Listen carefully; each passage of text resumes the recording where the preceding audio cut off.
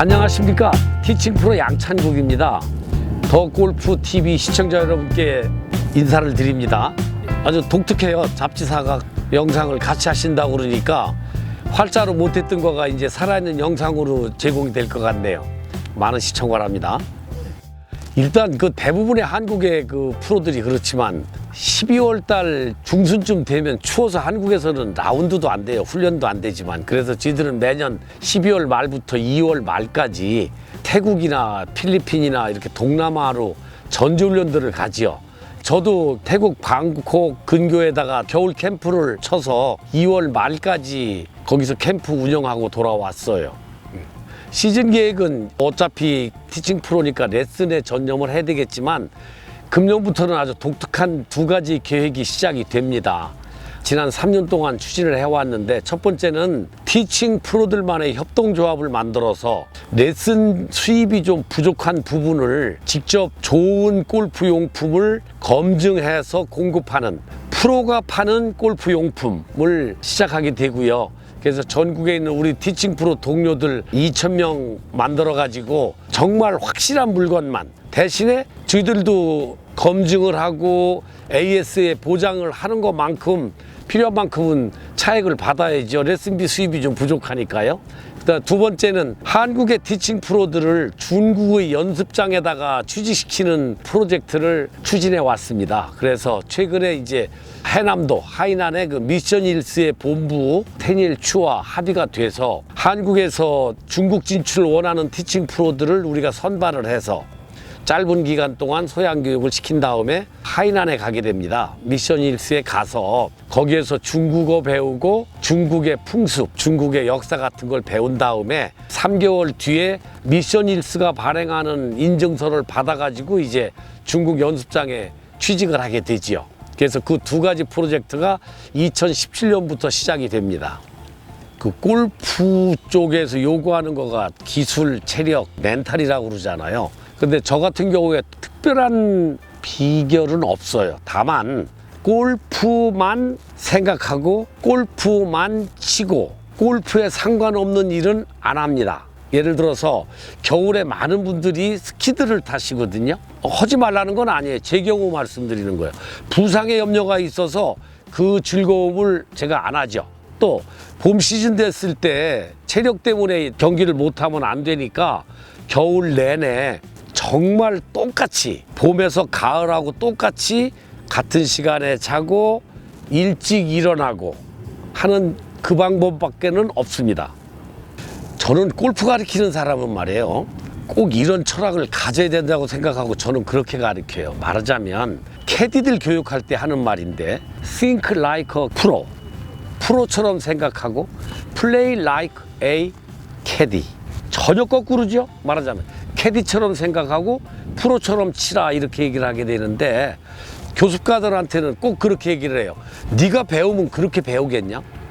너가 레슨 받으면 그런 레슨 받아들이겠냐? 말하자면 배우는 사람은 잘 하고 싶어 한다고요.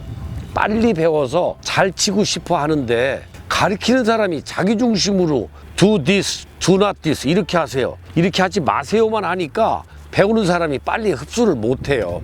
그래서 양사부 지도 철학의 제일 특징은 꼭 앞에서 가르칩니다. 두 번째, 필드에 나가도 1m 이상 떨어지지 않습니다. 셋째, 저는 공을 치지 않습니다. 학생만 지켜봅니다. 넷째, 학생이 궁금한 거 뭐든지 얘기하라고 그래요. 그게 때로는 말도 안 되는 얘기들도 하거든요.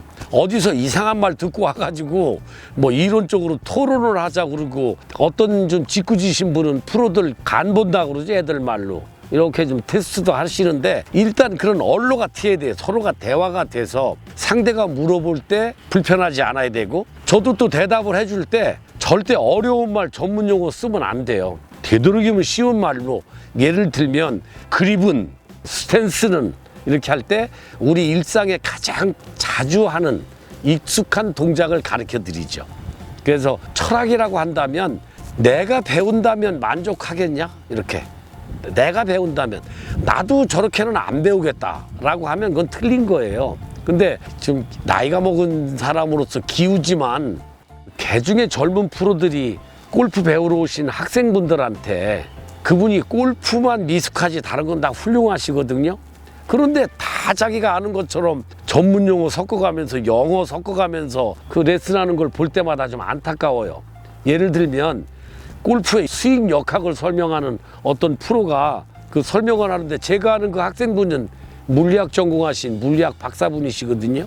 이건 우스운 얘기잖아요. 그러니까 아주 용어의 선택 같은 것도 조심해야 돼요. 말하자면 전문적인 분야가 따로 있지만 우리 골프에서는 물리학을 이렇게 해석합니다.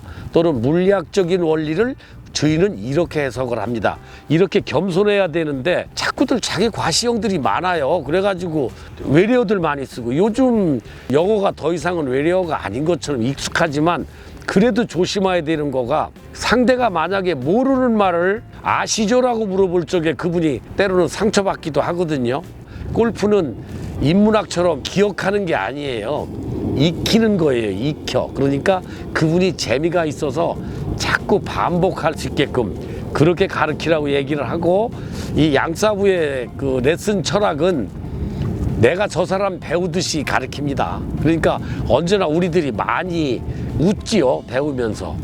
어느새 이제 저는 라운드를 하고 나면 꼭 기록을 해요. 그리고 다른 재주는 없어도 한 번만 갔다 오고 나면 그 골프장이 어땠고 일본 홀은 어느 정도 뭐 거리에 뭐가 있었고를 다 기억하는 묘한 재주가 있는데 74년에 시작을 해서 지금까지 정확하게 한 14,700 정도 했어요. 그리고 이번 겨울에 태국 캠프에서도 1월 5일부터 말일까지 매일 걸어서 27홀씩을 쳤고 오후에 레인지에서 레슨을 했는데 그동안에 하여튼 제일 좋은 코스가 어디냐. 베스트란 말이 최상 최고의 뜻을 갖는다면 대단히 저는 해석이 독특합니다만은 지명도가 높은 그런 데가 아니고 저희 집에서 아침에 눈 떠서 나가가지고 아침 안개 끼어 있을 때 여명에 첫 번째 첫 공을 때리던 코스가 가장 좋았는데요. 지금도 제 아들하고 쳤던 그 코스가 제일 기억에 남아요. 왜냐하면 그 아이가 아버지가 프로라는 사실에 대해서 기억을 할 거니까. 그래서 지 친구들이 그런데요. 야, 너는 아빠가 프로니까 잘 치겠다 그런다고 그러면서 자기도 잘 쳐야 되지 않냐고 그러는데 제가 기억하는 코스는 내 아들하고 같이 쳤던 캘리포니아에 있는 윌로우팍이라고 우리 홈코스가 있어요. 그 코스가 가장 좋은 것이 코스의 퀄리티나 무슨 레이아웃을 보는 게 아니고 그 코스가 가지는 의미 아닐까요? 말하자면 한 라운드가 그저 하나의 유희나 체육 활동이 아니고 삶의 일부니까. 저는 그 윌로우팍에 12번에서 13번 돌아나가는 코너에다가 제 이름으로 벤치 하나 해라 라는 게 제가 남긴 유언이에요. 결론은요, 골프가 혹시나 하고 갔다가 역시나 하고 돌아와요. 그렇다면 답이 거기 있잖아요. 혹시나 하고 가셔갖고 역시나 하고 오실 거라고 미리 알고 치세요.